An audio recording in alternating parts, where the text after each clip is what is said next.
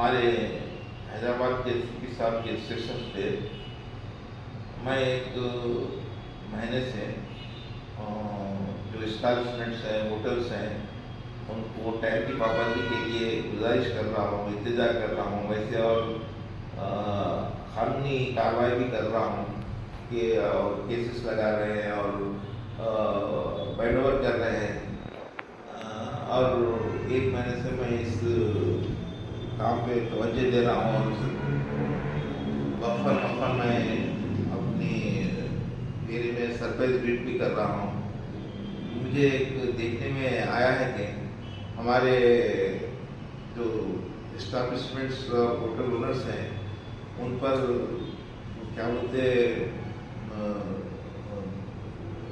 جو بھی نہیں چل رہی بلکہ کچھ معاورہ ہے، ویسا حال ہے۔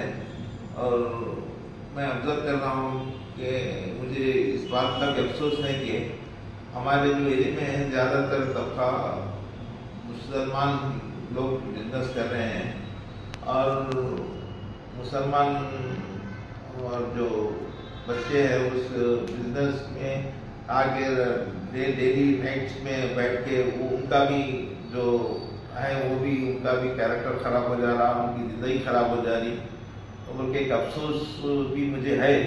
بہرحال ہم اس دین کو چینج کرنے کی ٹھان یہ ہے، انشاءاللہ ہم کریں گے۔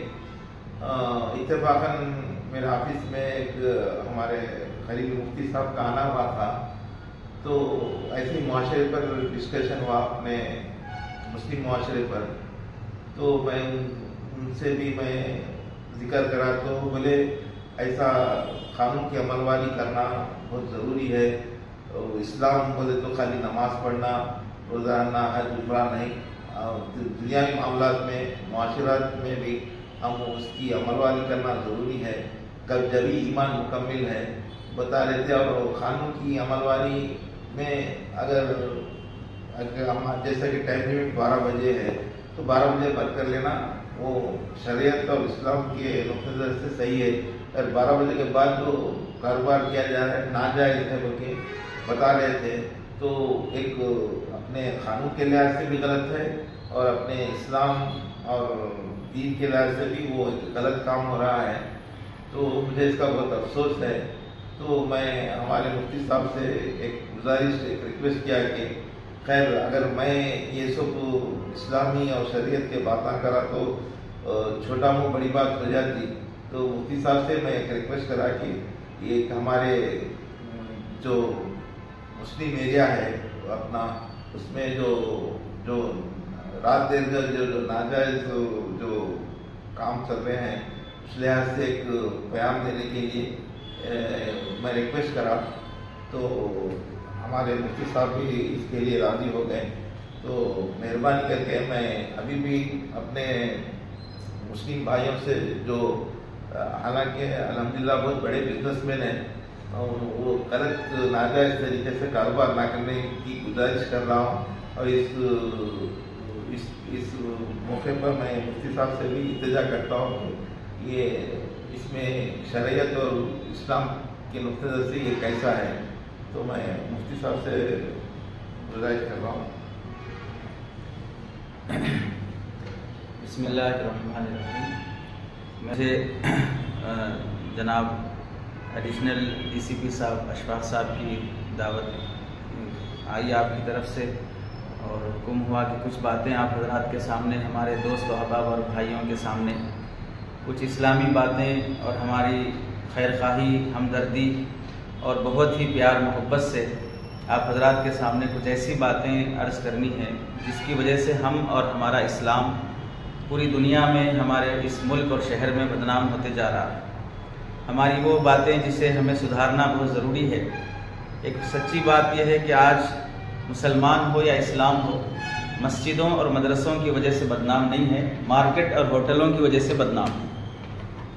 وہاں آدمی اللہ کے سامنے روتا دھوتا بھی ہے، سجدے بھی کرتا ہے، اور آخرت اور جہنم کی فکر سے آدمی توبہ بھی کرتا ہے، لیکن ہوٹل اور دکان پر آنے کے بعد وہ ایک سچا مسلمان نہیں بن پاتا ہے۔ آپ صلی اللہ علیہ وسلم کی پہلی ہدایت یہ ہے کہ مسلمان دیر رات تک بلا ضرورت کے نہ جاگے۔ اگر واقعتاً ضرورت ہے، مثلا کوئی عبادت کرنا چاہ رہا ہے یا کچھ پڑھنا لکھنا چاہ رہا ہے یا کوئی ضروری میٹنگ اور مشورہ ہے، وہاں آپ صلی اللہ علیہ وسلم نے اجازت دی ہے۔ بلا ضرورت دیر رات تک جاگنا شریعت کی تعلیمات کے خلاف ہے، آپ صلی اللہ علیہ وسلم کی سنت کے خلاف ہے۔ سنتوں کے خلاف چلنے والی زندگی میں اللہ کوئی برکت نہیں رکھتے ہیں۔ آپ صلی اللہ علیہ وسلم نے تو فرمایا تھا کہ میری امت کی عمر 60-70 سال کے درمیان ہوگی، لیکن آج ہم دیکھ رہے ہیں کہ 40 سے 50 سال کے درمیان میں انسان بوڑھا ہو رہا ہے، بلکہ مرنے کے قریب ہو رہا ہے۔ موت کو دعوت دیا جا رہا ہے سنتوں کے خلاف زندگی گزارنے کی وجہ سے۔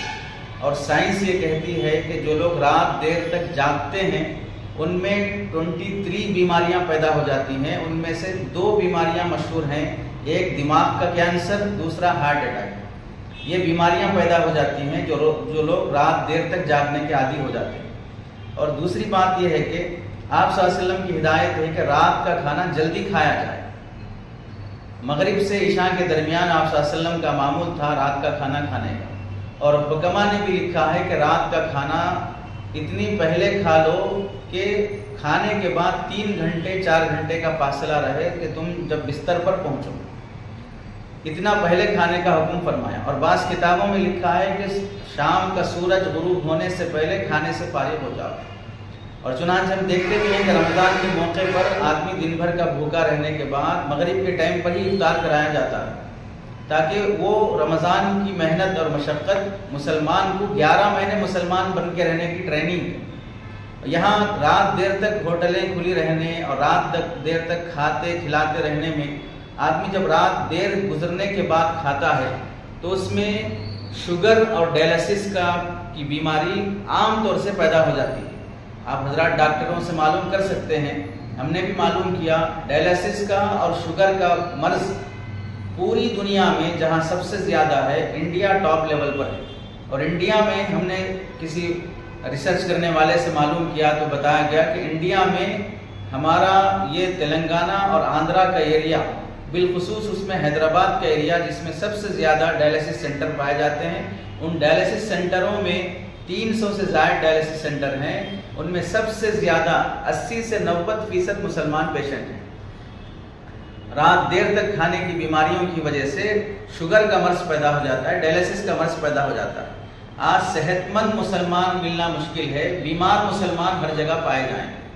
تیسری بات یہ ہے کہ ہمارے رات دیر تک جاگنے کی وجہ سے، شور شرابے کی وجہ سے، چبوتروں اور کٹوں پہ بیٹھے رہنے کی وجہ سے، ہوٹلیں آباد کرنے کی وجہ سے کتنے ایسے غیر مسلم محلے ہیں جو اپنے محلوں میں مسلمان کو ملکی اور مکان کرائے پہ دینے تیار نہیں۔ وہ اپنے محلوں میں مسلمان کو برداشت نہیں کرتے، اس واسطے کہ ان کی شادیاں رات دیر تک ہوتی ہیں، ان کے کھانے رات دیر تک ہوتے ہیں، ان کا جاگنا اور آوارگی رات دیر تک ہوتی ہے، ہوٹل بازی رات دیر تک ہوتی ہے۔ جس زمانے میں ہوٹلوں کے کھانے کو عیب سمجھا جاتا تھا، آج ہوٹل کے کھانے ہی شان اور فیشن سمجھے جانے لگے۔ اس واسطے کوئی غیر مسلم مسلمانوں کو اپنے محلے میں کرائے پر مکان دینے تیار نہیں۔ اب اس سے خود سمجھے ہم جہاں بھائی چارگی ہم پیدا کرنا چاہتے ہیں مسلمان اور غیر مسلم میں، ہماری بدعملی اور بد اخلاقی کی وجہ سے وہ نفرت پر اتر آئے کہ اس سے ہم مسلمان وہ ہے، اللہ کے نبی علیہ السلام نے فرمایا، جس کی زبان سے جس کے ہاتھ سے دوسرے کو تکلیف نہ پہنچے۔ اب اس میں ہم اپنے کردار سے غیر مسلم بھائیوں کو تکلیف پہنچانے کے عادی بن جاتے ہیں، اس سے اسلام بھی بدنام ہوتا ہے، مسلمان کی شبیہ بھی بدنام ہوتی ہے۔ ہم تو دنیا میں آئے تھے پوری دنیا کو اسلام کا پیغام دینے کے لیے، امن اور شانتی کا پیغام دینے کے لیے، لیکن اپنی بد اخلاقی اور بد کرداری کی وجہ سے اسلام کو بدنام کرنے کا ذریعہ بن گئے۔ اور تیسری چوتھی بات یہ ہے حکومتی قوانین، جس میں مسلمانوں کے لیے حکومت اور سرکار کی طرف سے کوئی رولز بنائے جاتے ہیں، جیسے ٹریفک اور گاڑی چلانے کے رولز ہیں کہ یہاں پارک کرے یہاں پارک نہ کرے، اس روٹ سے جائے اس روٹ سے نہ جائے، سگنل پڑنے پر رک جائے اور سگنل پڑنے پر چلا جائے، تو وہ قوانین کو فالو کرنا مسلمان پر واجب ہے، ضروری ہے۔ اس سے ملک کے اندر جھگڑا، ایک دوسرے کو تکلیف پہنچانا، ایکسیڈنٹ ہونا، ان سب چیزوں سے بچا جاتا ہے۔ اسی واسطے علماء نے لکھا ہے اگر حکومت کا قانون ہے کہ وہ ہیلمٹ پہن کر جائے تو پہن کر جانا واجب ہے، نہ پہن کر جانا گناہ ہوگا، کیونکہ انسان اپنی جان کو خطرے میں ڈال رہا ہے۔ اس سے معلوم ہوا حکومتی قوانین کو جب فالو کرنا ضروری ہے، اسی قانون انہیں قوانین میں سے قانون یہ ہے کہ ہوٹلیں 11 سے 12 کے اندر بند ہو جائیں. جب سرکار ہمیں آپ سمجھیں کہ حکومت 12 بجے رات تک ہوٹل چلانے کی اجازت دے رہی ہے، 12 بجے کے بعد بھی کون سی جنات کی قوم ہے جو کھانے کے لیے آ رہی ہے؟ ہمارے باپ داداؤں نے بھی کھایا ہے، بادشاہوں نے بھی کھایا ہے، لیکن کیا ہم ان سے بھی زیادہ کھانے والے بن جائیں گے کہ رات کے 12 بجے بھی ہوٹلیں کھل رہی ہیں؟ بعض ہوٹلیں تو وہ ہیں جو دن میں بند رہتی ہیں اور 12 کے بعد ہی کھلتی ہیں. تو آپ بتائیے کتنا زیادہ نقصان دہ ہوگا. حکومت کے قانون کو فالو کرنا مسلمان پر واجب ہے.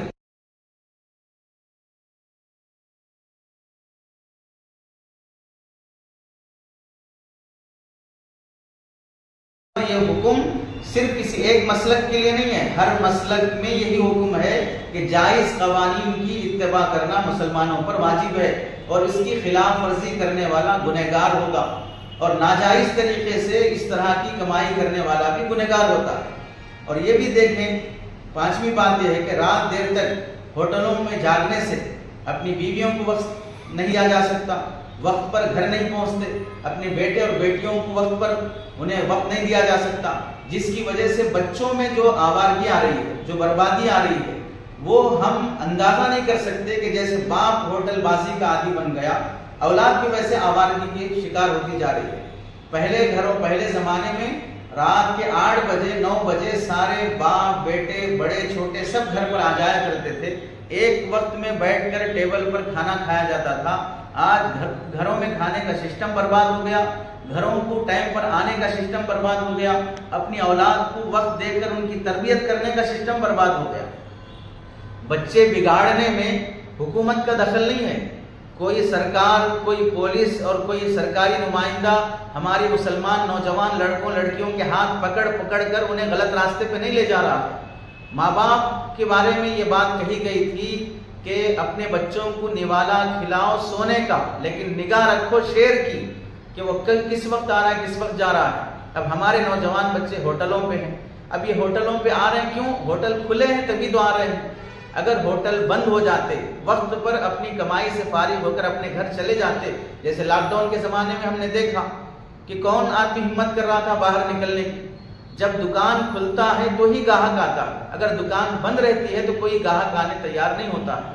تو اس میں ہم دوسرے گھروں کے بچوں کو بھی گھروں سے باہر لانے کا اور انہیں گھروں کے باہر رکھنے کا نقصان اور گناہ اپنے سر پہ لے رہے ہیں.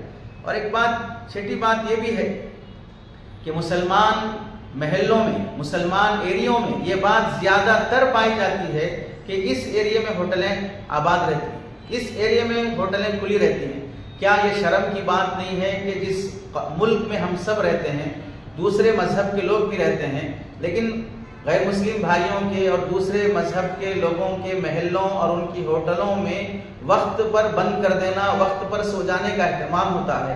اور مسلمانوں کے ایریوں میں خاص طور سے پولیس والوں کو آنا پڑتا ہے، انہیں لاٹھی لے کر انہیں تنبیہ کرنا پڑتا ہے کہ بند کرو بند کرو. دوسرے بھائیوں کے محلوں میں جا کر اس طرح تنبیہ کرنے کی زیادہ ضرورت نہیں پڑتی. کیا وجہ ہے کہ ایک دوسری قوم قانون کو فالو کر رہی ہے اور مسلمان قانون کو فالو کرنے تیار نہیں ہے. آدھا سیٹر بند رکھ کر چلاتے رہے گا، جیسے ہی گاڑی کی آواز آئے گی فوراً بند کر دے گا، روڈ پر کسی کو کھڑا کرے گا، آ رہے ہیں کیا دیکھو، جیسے ہی اطلاع ملے گی فوراً سگنل دے گا، بند کر دیں گے، باہر کا سیٹر بند کر کے پیچھے کا سیٹر کھول کے چلاتے رہیں گے. لیکن قانون کو فالو کرتے ہوئے قانون کی اتباع کرنا نہیں چاہتے، امن اور شانتی کے ساتھ جائز طریقے سے کمانے کے لیے تیار نہیں ہوں گے. اور ایک بات یہ بھی دیکھیں، جو لوگ رات دیر تک ہوٹل چلاتے ہیں وہ صبح کبھی وقت پر نہیں اٹھ سکتے. صبح جلدی اٹھنا مسلمان کی شان ہے.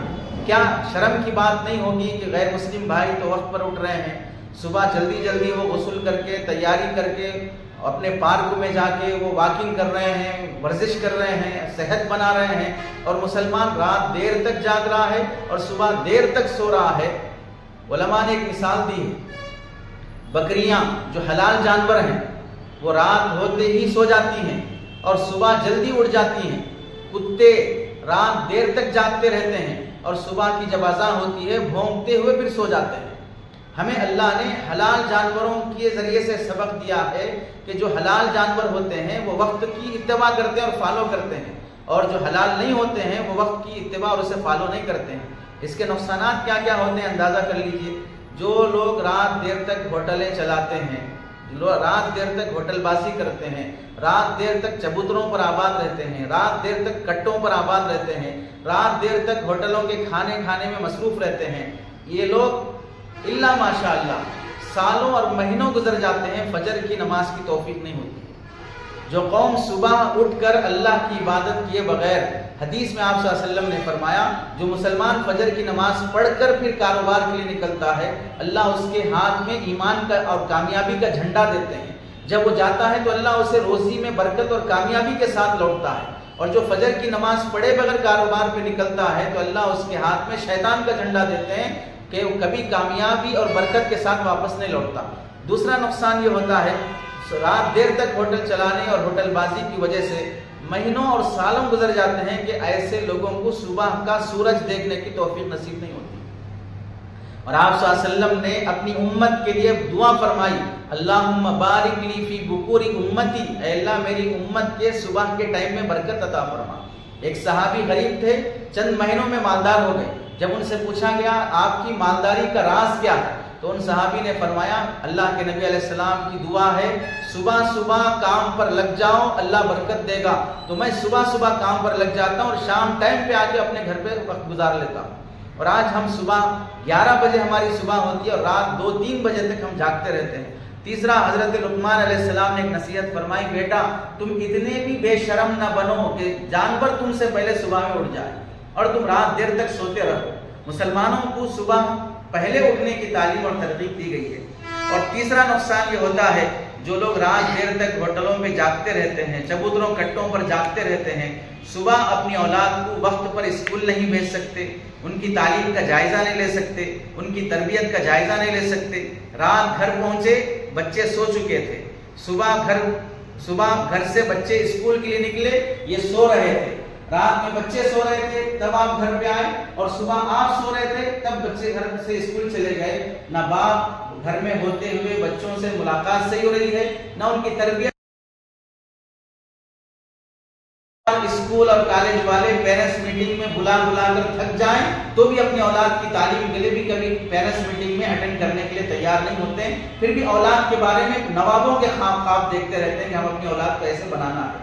ایک نقصان یہ بھی ہوتا ہے دیر رات تک جاگنے سے پورے ملک اور شہر میں مسلمانوں کی چھوی بدنام ہوتی ہے۔ ایسی آواز اور ایسا ذہن بنا دیا جاتا ہے یا بن جاتا ہے کہ مسلمان ایسے ہی رہتے ہیں، مسلمانوں کے محلے ایسے رہتے ہیں، مسلمانوں کے جوان ایسے رہتے ہیں، رات تک جاگتے رہتے ہیں۔ کتنی شرم کی بات ہے جو عورتیں اپنے گھر سے باہر نہیں نکلتی تھیں، ہم نے بھی کئی بار دیکھا جب کبھی سفر سے واپس آتے ہیں 2 بجے 1:30 بجے ایک جگہ ہوٹل کھلی ہے وہاں ہم کھانے کے لیے گئے تو پورا ہوٹل 90% بھرا ہوا تھا اور اس میں سے 80% مسلمان تھے۔ برقعے والی عورتیں رات 1:30 بجے تک ہوٹل میں کھانا کھا رہی ہیں۔ آپ بتائیں کتنی افسوس کی بات ہے، کہاں مسلمان معاشرہ، کہاں سے انہیں ایسی تعلیم دی جاتی ہے؟ کیا اس سے اسلام بدنام نہیں ہوتا، مسلمانوں کی چھوی بدنام نہیں ہوتی؟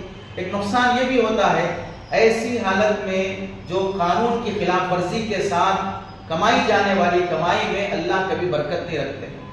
بے برکتی کے ساتھ کمائی جانے والی روزی اس میں ہمیشہ مصیبتیں آتی ہیں۔ پہلی مصیبت ایسی کمائی میں یہ آتی ہے کہ کما کر بھی آدمی قرضے میں ڈوبا رہتا ہے۔ دوسری مصیبت یہ آتی ہے کما کر بھی بیماریوں کا شکار رہتا ہے، جتنا کمائے گا اس میں سے آدھا یا پورا کا پورا ڈاکٹروں اور ہاسپٹلوں کے حوالے کرنا پڑے گا۔ تیسرا نقصان یہ ہوتا ہے ایسی کمائی میں نہ رکنے والے ٹینشنوں کے سلسلے شروع ہو جاتے ہیں، اپنی اولاد کو حتیٰ کہ اچھے رشتے اور اچھے دوست بھی نہیں ملتے۔ شرعی لحاظ سے دیکھیں کہ اس کے نقصانات کیا ہوتے ہیں۔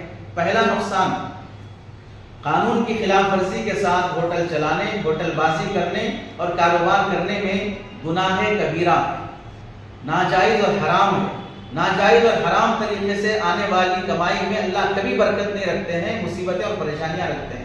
دوسرا نقصان یہ ہوتا ہے اللہ کے نبی علیہ السلام نے مسلمان کو حکم دیا کہ اپنی عزت کی خود حفاظت کرو، اور جو اپنی عزت کی حفاظت خود نہیں کرتا ہے تو سماج پر کسی نے یہ ذمہ داری نہیں رکھی ہے کہ اس کی عزت دوسرے کریں۔ مسلمان کو چاہیے کہ اپنی عزت کی حفاظت کریں۔ اب یہاں رات دیر تک ہوٹل چلائیں گے، پولیس آئے گی، ڈنڈے برسائے گی، چالان لگائے گی، تنبیہ کرے گی، دکان ہوٹل بند کرائے گی، خود ذلیل ہونا گوارا ہے لیکن اسلام اور قانون کو فالو کرنا گوارا نہیں.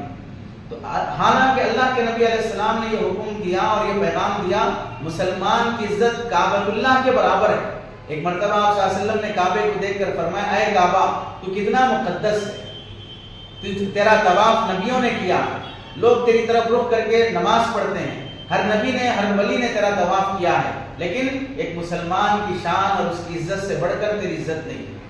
اتنی بڑی عزت جس مسلمان کو بخشی گئی ہے، آج وہ مسلمان ذلیل ہوتے جا رہا ہے اپنی بدعمالی اور بد اخلاقی کی وجہ سے.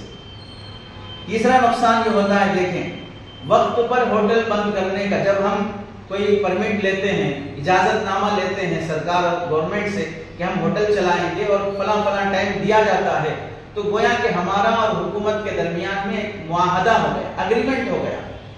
اللہ کے نبی علیہ السلام نے فرمایا منافق ہے وہ شخص جو وعدے کی خلاف ورزی کرتا ہے. اور جب ہمارا یہ معاہدہ ہو گیا کہ ہم ہوٹل 11 بجے تک چلائیں گے، 12 بجے تک چلائیں گے، اس کے بعد بھی چلایا جاتا ہے، تو ایسا شخص وعدے کی خلاف ورزی کرتا ہے. وعدے کی خلاف ورزی کرنے والے کے بارے میں اللہ کے نبی نے فرمایا یہ شخص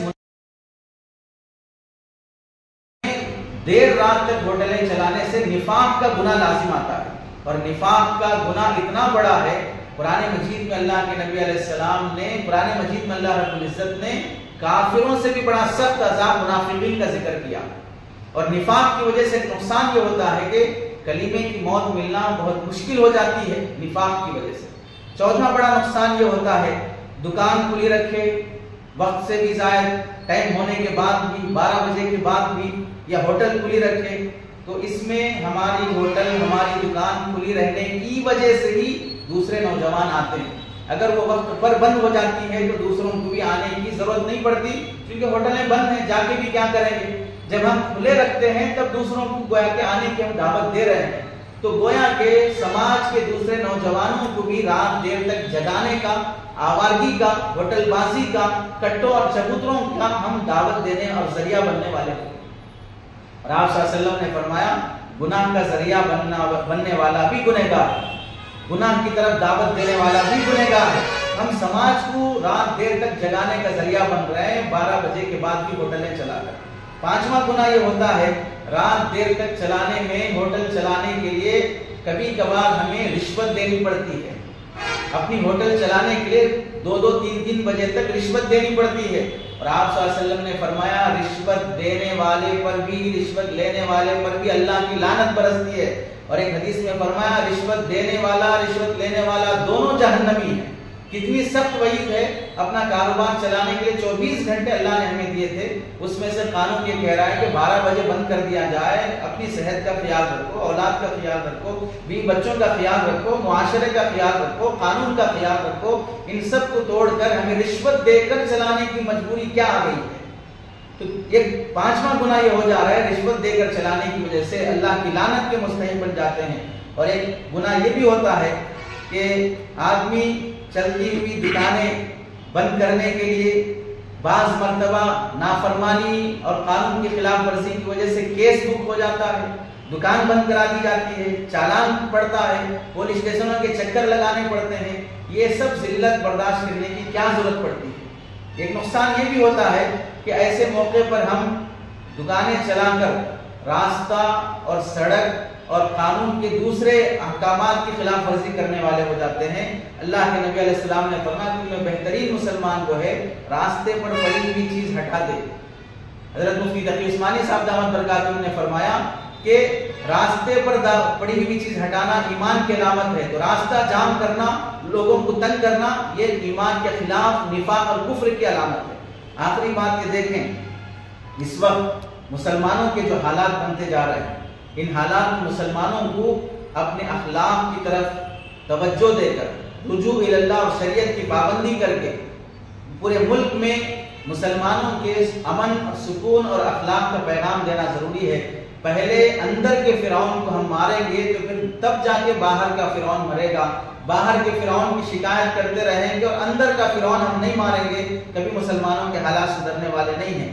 جب تک میں سچا مسلمان نہیں بنوں گا، شریعت کی اور قانون کی اتباع اور پابندی نہیں کروں گا، اس وقت تک میرے حالات سدھرنے والے نہیں ہیں۔ کسی نے کہا اے اللہ میرا حال دیکھ، تو اللہ نے کہا بندے پہلے اپنے اعمال دیکھ۔ میرا حال دیکھ، میں نے جب اللہ سے کہا تو اللہ نے کہا پہلے اپنے اعمال دیکھ۔ تو ہمارے اعمال ایسے ہیں جس کی وجہ سے یہ حالات بن رہے ہیں۔ تو آپ حضرات سے بہت ہی ادبن گزارش ہے کہ ہم رات اپنے وقت پر اپنی ہوٹل اور دکان بند کرنے کا اہتمام کریں، ناجائز طریقے سے کمائی جانے والی کمائی سے توبہ کریں، اور ہم ایک اچھے مسلمان بن کر پورے دیش اور پورے ملک اور پورے شہر میں ایک اچھا میسیج بنانے والے، پیغام پہنچانے والے بنیں۔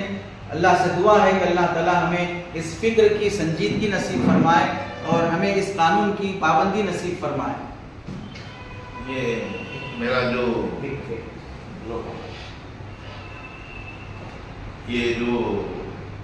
ہم نے جو یہ کام کیا ہے، کسی کی اس میں بے عزتی کرنا مجھے اپنا مطلب نہیں، یہ اپنی قوم کی درد سے ایک افسوس کرتے ہوئے، نادم ہوتے ہوئے ہم یہ میسیج دے رہے ہیں۔ مہربانی کر کے اس میں کوئی غلط فہمی سے نہ لیا جائے، پازیٹیو ایٹیٹیوڈ سے لیا جائے، اور جیسا کیا بولتے ہیں وہ قانونی طور سے بھی غلط ہے اور اسلامی نقطہ نظر سے بھی غلط ہے۔ تو ہم کو اسلام دنیا مسجد میں اور نمازوں میں نہیں بلکہ دنیائی معاملات میں بھی ہم اسلام کو ظاہر کر کے اسلام کی صحیح نمائندگی کرنے والے بنے اور اسلام کو بدنام کرنے والا بنے، اور اس میں ہم بھی اس میں بھی اس میں گنہگار ہوں۔ میں کوئی سود کا دلاوا ہو کے نہیں بول رہا۔